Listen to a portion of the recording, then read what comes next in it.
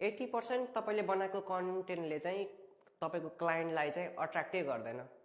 तपाईँले चाहिँ कन्टेन्ट कसरी बनाउनु पर्छ भने म तपाईँलाई सिकाउँछु। ट्रेडिसनल फनेलहरू चाहिँ कस्तो थियो भने पहिला चाहिँ जस्ट कन्टेन्ट बनाइदिने छोडिदिने गर्थ्यो भने अहिले चाहिँ त्यस्तो हुँदैन।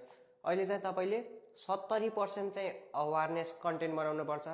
मानम अब हुन्छ नि यहाँ चाहिँ तपाईँको cheat sheet, swipe file, data, latest news, free resource, tool list, workflow, यो 70%ले चाहिँ तपाईँको आइडियल कस्टमरहरूलाई चाहिँ अट्र्याक्ट गर्ने खालको चाहिँ कन्टेन्ट बनाउनु पर्छ र 20% जस्तो चाहिँ तपाईँलेको के सिस्टम चाहिँ इम्प्लिमेन्ट गर्नुहुन्छ, तपाईँले स्ट्राटेजी चाहिँ कस्तो युज गर्नुहुन्छ क्लाइन्टको लागि, तपाईँले सिस्टम चाहिँ कस्तो छ तपाईँको, भिडियो डेमोस, तपाईँले चाहिँ कसरी चाहिँ क्लाइन्टहरूलाई चाहिँ प्रफिट बनाइरहनु भएको छ, case study, templates, behind the scene खालको चाहिँ तपाईँले चाहिँ 20% चाहिँ बनाउनुपर्छ। सो तिनीहरूको चाहिँ ट्रस्ट ग्यादर होस् कि तपाईँको ट्रस्ट चाहिँ तपाईँलाई गरून् र 10% चाहिँ तपाईँले यस्तो खालको कन्टेन्ट बनाउनुपर्छ कि जहाँ चाहिँ तपाईँले चाहिँ वेट लिस्ट, इन्भाइट, कोचिङ खालको मैले चाहिँ यो सर्भिसहरू प्रोभाइड गर्छु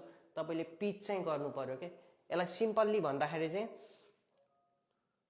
तपाईँले चाहिँ 70% चाहिँ एकदम चिट सिट खालको हुन्छ नि, फ्रीमा रिसोर्सहरू प्रोभाइड गर्नु।